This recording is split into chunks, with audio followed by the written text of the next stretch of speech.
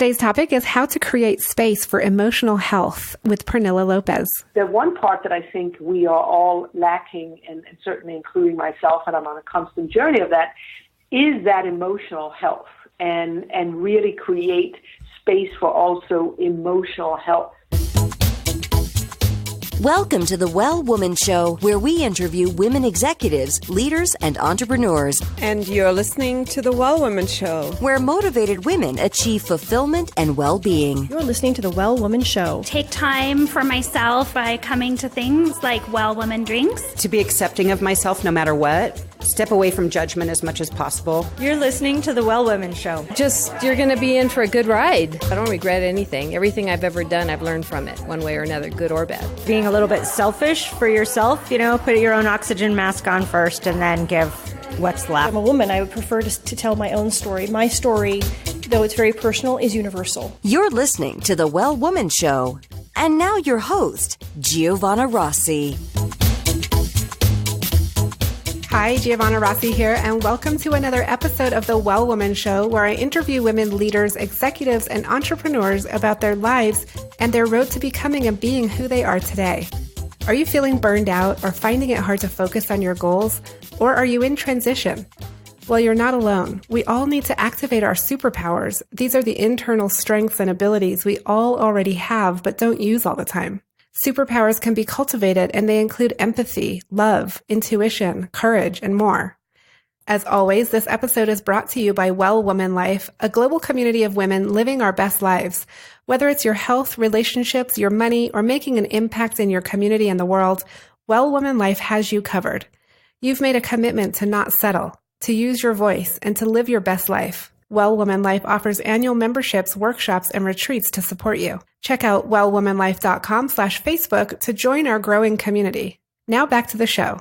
Today's topic is how to create space for emotional health, and hopefully by the end of the show, you'll be inspired to try some new emotional health practices and let your core values guide your daily decisions.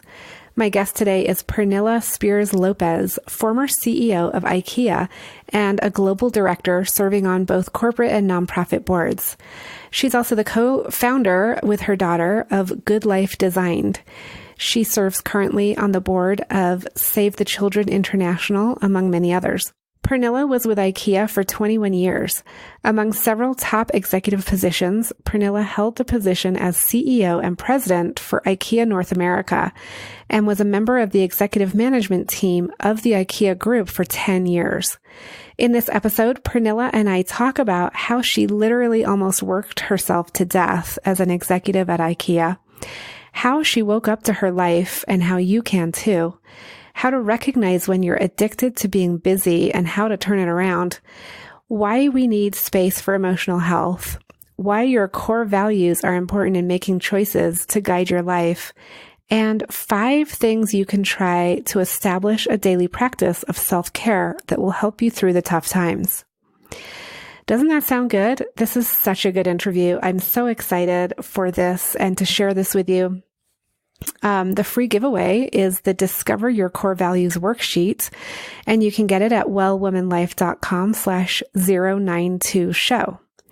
I really like this giveaway because it walks you through a simple process to really identify and articulate your core values.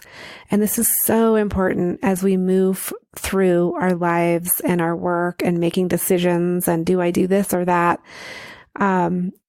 Really being able to identify and articulate and refer back to your core values is so crucial.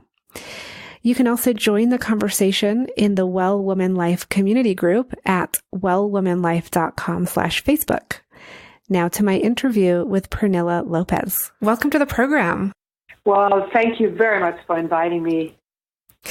Pernille, I want to start with, we heard your bio. We know that you are a high-powered woman, and we'll get into some of that. But I really want to just start and back up a little and ask you, who are you in the world today? Who do you identify as in the world today?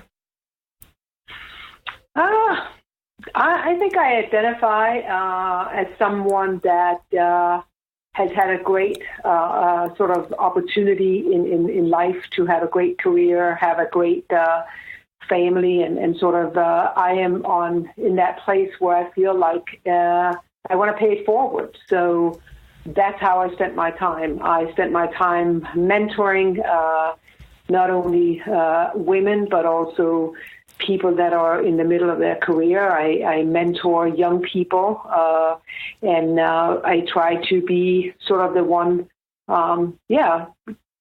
offering my experience as a support to people that are looking for advice from somebody that has done this, been there before, and can sort of relate to challenges. Yeah, so that's what I see myself as. Okay, and is this a formal mentoring relationship, or is it sort of an informal, just happens when it happens, or is it a formal thing? Yeah, so I have always, I think, been a mentor. I've always used my leadership role throughout my career as being a mentor and bringing people up and seeing the value of that. When I left IKEA in 2011, I took a year off and was asked to write a book, actually, for a publisher in Denmark. And that was a huge opportunity, actually, personally, to reflect on my own life. And I think one of the things I came to was that I didn't want another formal big job. I really wanted to be more purposeful and intentional about taking on that mentor role, whatever that would be. So today I feel like that's my job on boards, and also I have my own small company together with my daughter called Good Life Designed, which is, my book was called Design Your Life, and Good Life Design is really exactly that, help people and support people in designing their best life. And I do that in form of an online course, retreats, workshops, personal mentoring, and give people the tools to create their own self-facilitated, I call them designer circles, where you really get support around designing your best life. I love that. I've come to I've come to realize that, I just come to realize that I think, we all talk about careers, but if we would just step back and say, let's talk about what really is important to me in my life, and then how work and career fits into that, rather than that career steer everything, and then one day you sit and you're like, I spent that whole time, and now where am I? So anyway, so very much spent, I think, informal and formal, but I certainly have a small company together with my daughter where we create these opportunities. Okay. I love that, because I often say to people that we have to design our lives. It's this idea of like taking control and intentionally designing your life the way you want it, instead of just accepting what happens. But I want to ask you, the way you just described it, it sounded to me like maybe you focused on your career. Obviously, you focused on your career. You were the, CEO of IKEA for 10 years. And you were in corporate America for a lot longer than that. But did you feel that at some point you neglected other parts of your life and had focused on your career too much? Totally. And I can share with you that, I think it's typical when you graduate from college. It's like, okay, the pressure's on. You got to find a job. And then it just starts from there. And I from the age of really 22, when I, graduated from college, and then went on, and it was just I moved to America, then, I was really kind of like doing everything on my own, and before I know it, I am, through all kinds of retail jobs, end up in California. I started in Florida, ended up in California, met my husband, we got married, had 2 kids. I started with IKEA, we moved to Pittsburgh. From there, became a store manager that I had never done before, and with small kids and trying to make it all work, no family around, end up taking a bigger job as HR manager for North America for IKEA, commuting between Pittsburgh and Philadelphia because our office was in Philadelphia. I couldn't move. And before I know it, I have become a person that just keep on going forward and trying to balance and manage and everything. And it came to a crash. I came to where I was taking care of everything. I was leading big things at IKEA. I was trying to, make sure my kids didn't, that I was trying to be everything for them. I lost out on two things. One was myself and the other one was my husband. And we were just, there was a time where I was in Philadelphia and I was taken to the hospital for a really bad anxiety attack. And I literally meant I was flying through Philadelphia to the hospital in an ambulance with sirens and everything and thought I was going to die. Oh. And at the same time, my husband and I have been married now 28 years, but I would say that was the time where young kids, careers, it's sort of all collide, and we're just sort of sitting there going, what the heck happened? And so not that I only have to, I value that time because I say if it wasn't for that, who the heck knows what would have happened? But I really woke up about making sure that I take care of myself and actually don't let work completely consume. Mm. And I think often that is what happens. And at the same time, our children becomes our priority, and so does our work. So those two things. And then our relationship with ourselves and our spouse end up.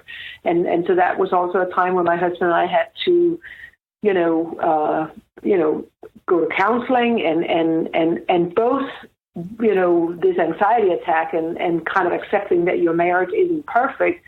Those things were the biggest sort of challenges because you just don't want to admit that. But they turn out to be the best gifts. And so absolutely did I get to understand right in my heart what happens when you don't take care of yourself, because you will just go down one way or the other. Yeah, and it seems like so it took the ride in the ambulance for you to pay attention, it sounds like.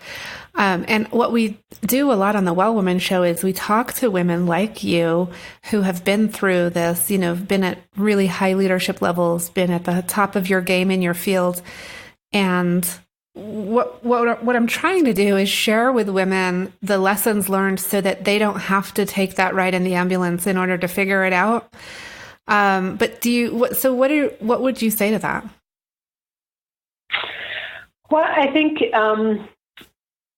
in some way, I do believe, and I say that because I mentor a lot of women at that age group that I was at, and the young children, and you have to be ready to hear what other people say. When I was at that place, I had my close mentor that would tell me, wow, you never take break. You're taking on more. And, my people around me would say, oh, you're always busy. Are you sure you're all right? And I'm like, oh, I'm fine.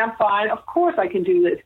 And so in some way, I think it's part of that time that you're just running on all cylinders, and it makes you, it's sort of like some sort of, I would call it a high, or it's a little bit of an addiction because you're just invincible and you're just testing every aspect. So my experience is that people need to be ready to hear and listen to themselves. And often it takes some sort of, unfortunately, some sort of situation, whatever that is. Is it a marriage? Is it something that happens where you're like, wow? And so I think that's one aspect. The other aspect is the work I do, and that I can say with this the Design Your Life process.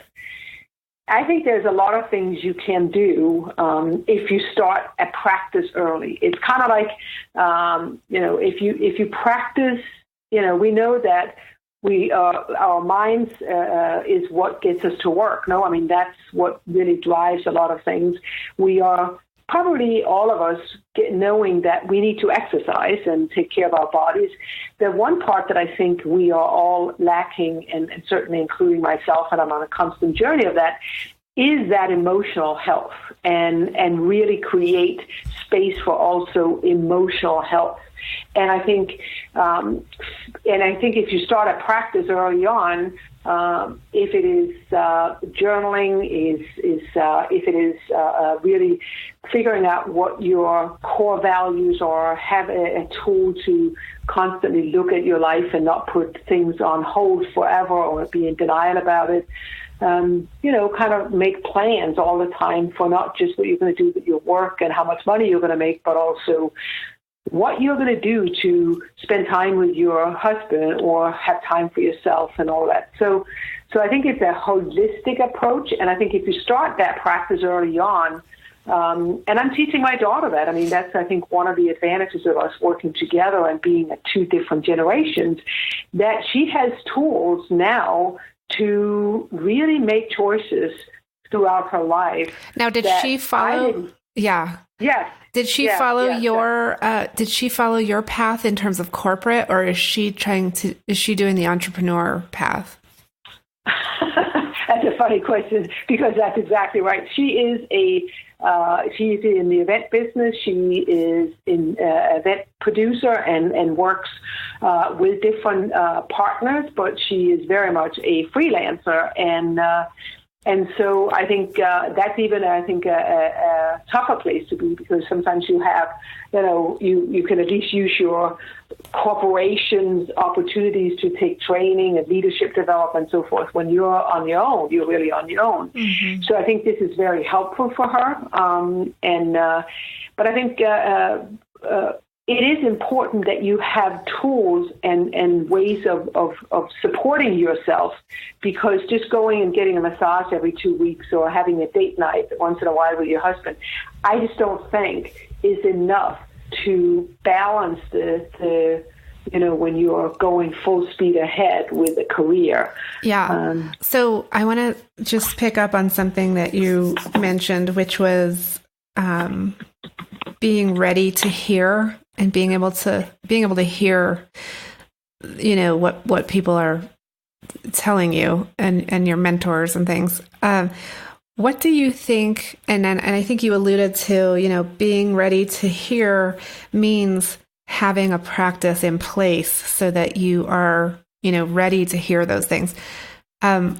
What are some of those tools that you recommend, like in your book and in your work? What are some of those tools and ways of supporting yourself that you recommend to women? Well, I think, there's some of the very basic things, which I think having an exercise routine, I think, is extremely important. And we talked a little bit about it. And I think most people know that that's important. The other things, besides, of course, all the things that I suggest in my concept of designing your best life, which, certainly people can read about. But I think finding things that really will give you time away from the business. So obviously meditation is a good thing, but a lot of people are having struggle with that because they are just not. But meditation, there's a great app called Headspace, and I think that is could be a very good thing. The other thing is literally walking with a friend, where you are. I know that when women walk, they just talk, and they're talking randomly about different things, because it's like offloading everything that's going on. So that's a huge thing. I think I am a big supporter and advocate for a routine of journaling.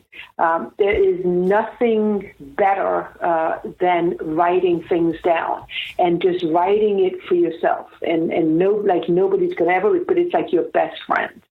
Another one is to really have, I believe that we all need to have the concept of a mentor in our life. And it can be different people during different times, but having a mentor, someone that isn't your mother, your sister, your friend, someone that actually understand what you are going through. So I am a mentor to quite a lot of people that is not in my circle, and they feel comfortable calling me and say, can we have coffee? And they tell me some of the things that are going on in their lives, and I am just a listener that can pick up on different things. So those are some of the things that I suggest. And I think one of the things I've learned by working on the things I talk about, which are really the journaling, a mapping tool, knowing your core values, having a personal mission statement,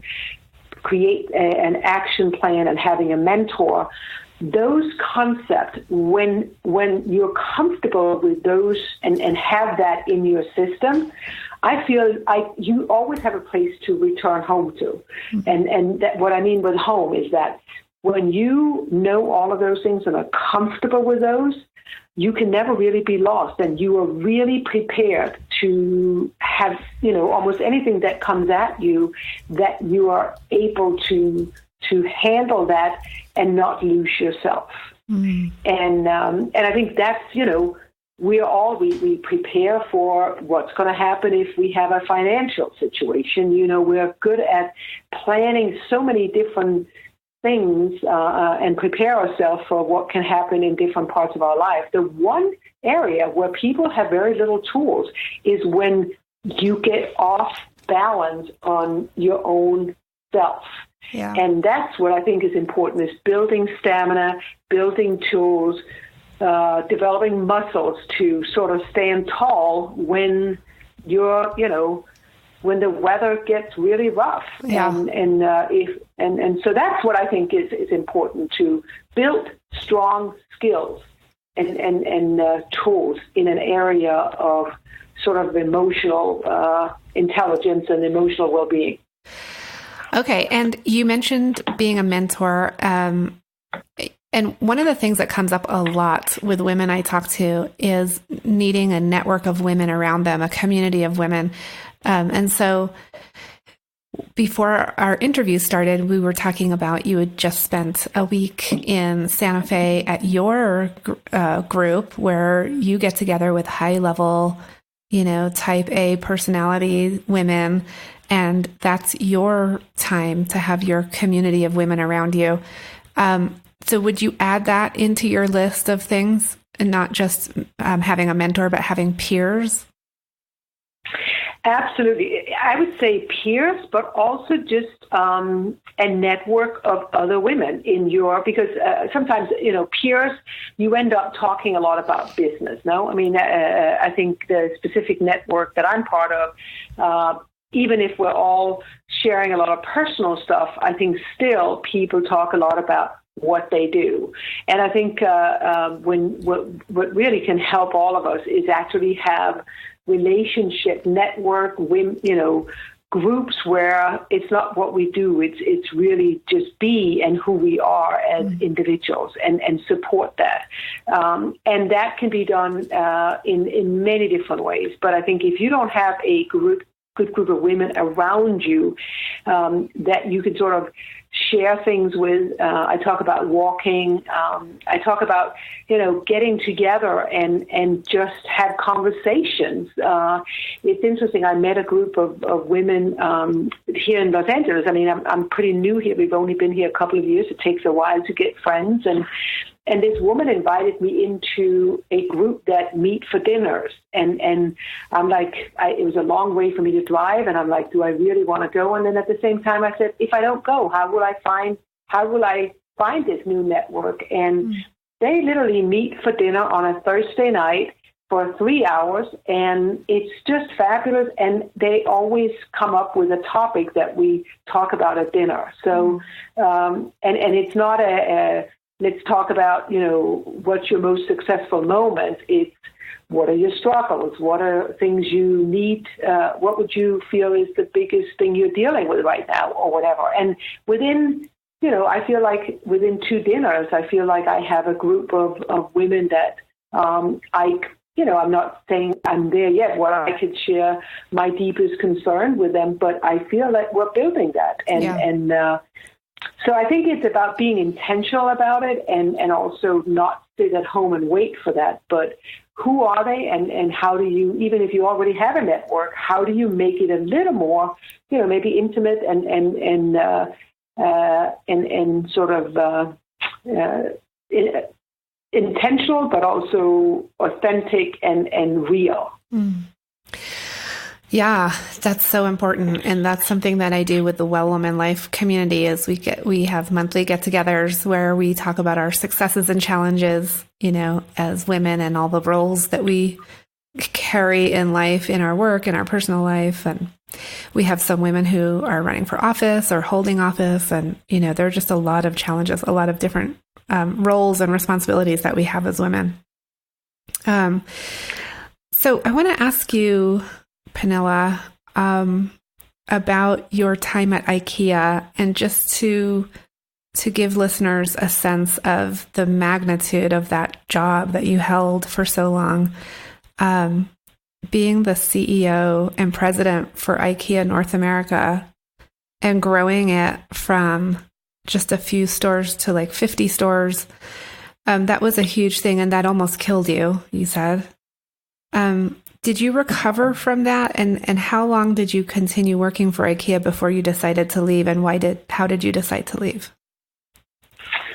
Yeah, so thank you. I think just step a little bit back and share with you that when I was HR for North America, that was the biggest challenge, I think, for myself, because it was a job I had never done before. People question, how does she become an HR manager when she's never done that before?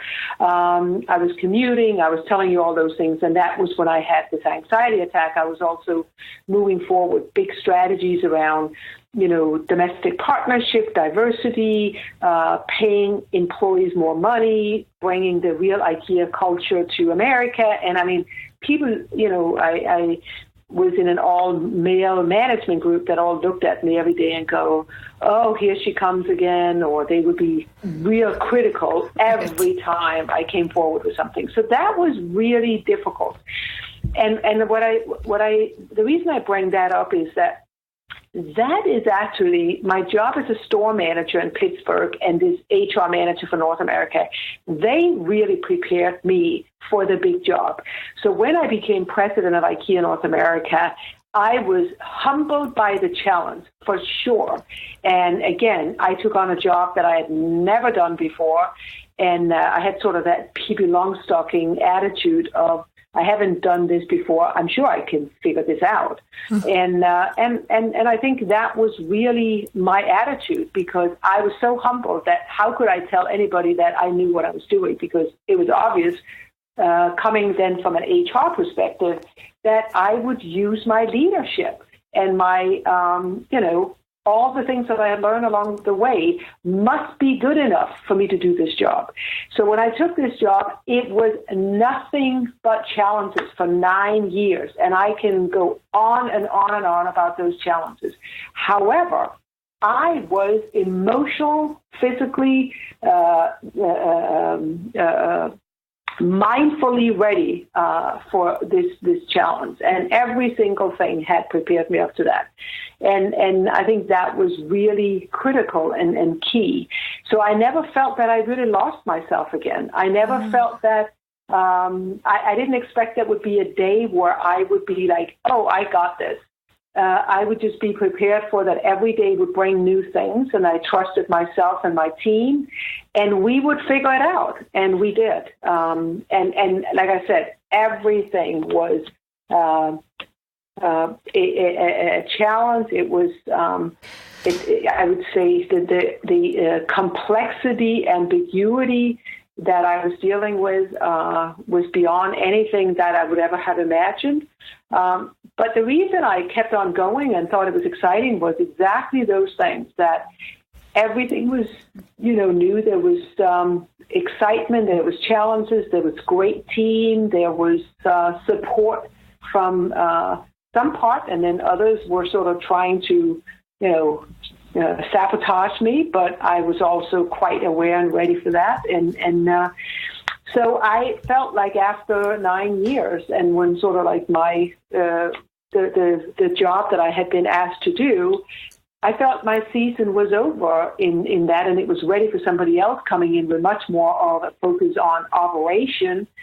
And I was offered a job to this gentleman that I worked with was CEO of IKEA, a phenomenal guy, was like my true, had my back at every aspect. And he asked me to take on the global HR job. And I then became HR manager for all of IKEA for, at that point, 135,000 people. And were able to bring, I think, a whole new business understanding to HR, and we created a new strategy. And but I was commuting. My husband at this point, now we had moved from Philadelphia to Chicago, so I commuted almost every week between Chicago and Europe. And after 2.5 years, I said I'm not moving to Europe, and I had been with IKEA for 21 years. And I think sometimes it's just good to say, leave on a high and say, it's time to move on. Mm-hmm. And it's easy. It's actually easier to hang on. But I felt, no, I want to leave with such good experience. And so that's why I left and have not looked back. And I miss the people. But I stayed away, and I'm not one that keeps in touch. And I do with people, but I don't ask them so much about their job, because I feel like once you leave, you don't want to be one of those that are like, so how is it going? And I'm still interested, but I'm not attached in any way. Yeah. So now you were with IKEA for 21 years. Where, for the listeners to understand the time frame, where within those 21 years did you have the big ambulance ride and the big wake up? Was it before you became the CEO? Yeah, that's what I said. That was the HR manager job for North America before I became president was the real challenging job. And that was when I was commuting. Yeah. It was when, that my kids were young. I was trying to be the perfect mom. It was just crazy. And, but like I said, that was my first job with IKEA was in California, where I started as a sales manager for the West Coast. And then with 2 young kids, I got the opportunity to move to Pittsburgh to take on my dream job, was to be a store manager. And then I did that for 4 years. And my husband's career was now taking off. He's in education.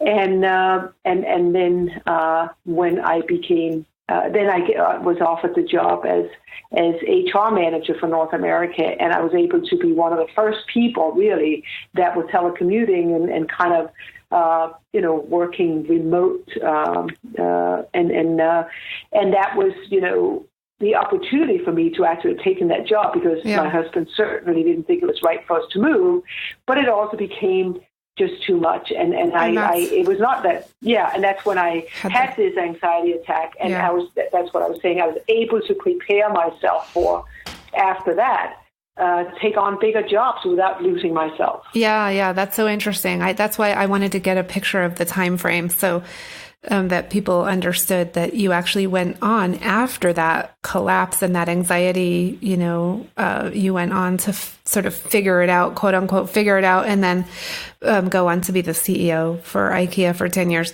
So very interesting story. And we could do a whole other show on your HR policies for employees, which I'm very interested in terms of family-friendly policies. I run a project about that, but maybe we can talk about that separately. I want to be happy to. Yeah, I would love to. I would love to move into the segment. It's our final segment called Superpowers for Success. But first, a quick word from our sponsor. Being a well woman includes being financially healthy. Our sponsors, Lorraine L. and Kate Stalter of Better Money Decisions, are on a mission to eliminate complexity and confusion from your financial life. They replace Wall Street jargon with straightforward talk you can understand, and they create investment and retirement plans customized for your needs and your future. Download a free copy of their latest book, Don't Let Your Money Kick the Bucket Before You Do, and learn how to avoid the biggest mistakes women make when planning for retirement. Go to bettermoneydecisions.com/wellwoman and download your free book today. The first question is, what does success in life mean for you, Pernille? Yeah, I mean, I have redefined that very clearly. Certainly, success to me is not about, how high you are in an organization or how much money you make or how much stuff you have. I really believe that for myself, I define success in really being grounded in who I am and show up everywhere truly who I am and what I believe in and do what I love without losing myself and be able to handle anything that comes at me. And I believe that when you're clear on who you are and when I am clear who I am, when I do what I love without being obsessive about it and losing myself, I am the best for everybody else, and I can make a much bigger difference in the world. Yeah, that's so true. And part of that is knowing when to say no to things, right? Not thinking you can do everything all the time. Saying no is much more, for people like myself, it's a lot harder than just saying yes. Absolutely. Yeah. Okay. My next question is, when did you know you were really good at what you do? I don't think I ever had that feeling. There's moments that I think, yeah, this is good. I can do that. There are moments where I am in awe over what I'm able to bring as a question for a person that is in, kind of like in confusion, or help people get their own clarity, or when I'm part of a leadership group and we get a breakthrough, I say, this is exciting. But I don't ever get a sense of I am at a place where I'm really, really good at it. I always feel like there's more to learn and more to develop. And I actually feel that is a important place to be. So there's a difference. I don't have a lack of confidence because I just believe that if I really put myself to it, I can really learn anything.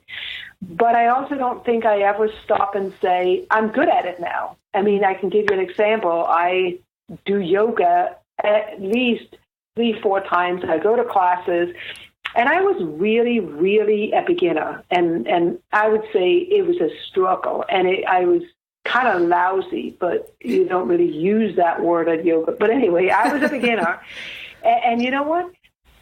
I feel like I am just progressing all the time, but there's always a new level. So it's just this constant, excitement about not having reached it, but stop and say, and I definitely do that. There's times where I stop and say, you know what?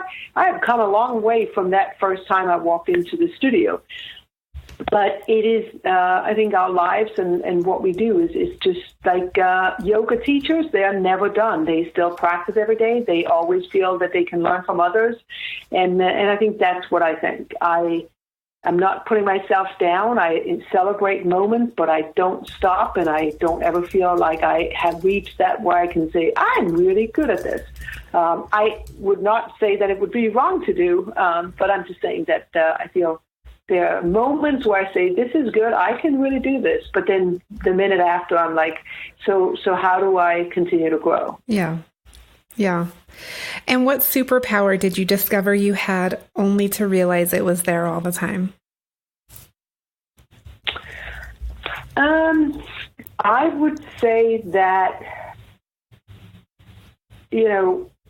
life comes full circle. No, it comes to, I actually feel now that I am closer to who I was as a kid than I've ever been. And what I mean with as a kid, I am the person I was at that time. There was just a lot of things that got in the way, and I've spent quite a lot of time on figuring out, who was that, young woman, and I feel very connected to that, which is I have in all my life done stuff that I was not prepared for, and now if I had that insight along those jobs that I have now, is that just go in with it saying, I don't know how to do this, but I'm sure I can figure it out.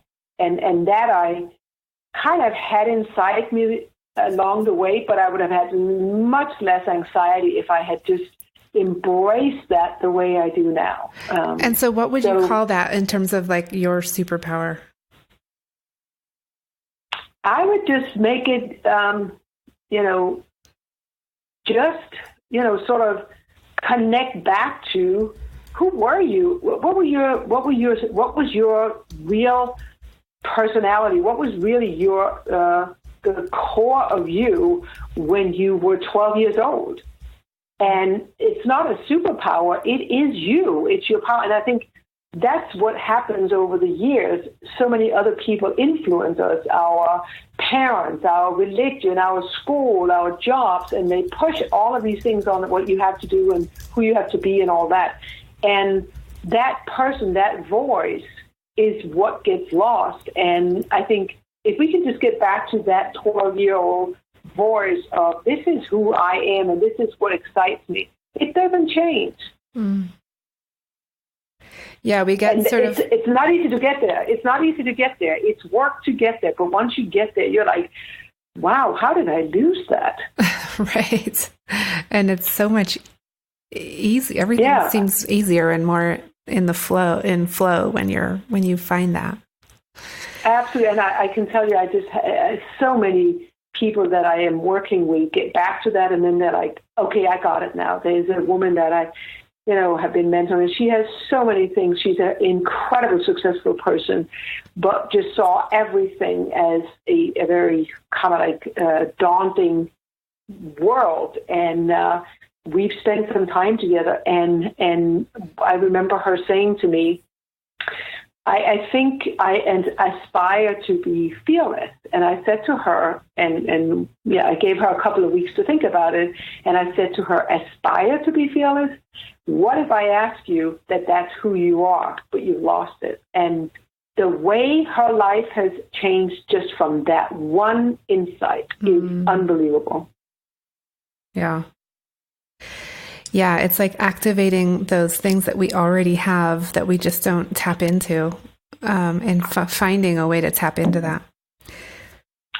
Absolutely, and just have that confidence, because I think that is what is especially tough for women in our world.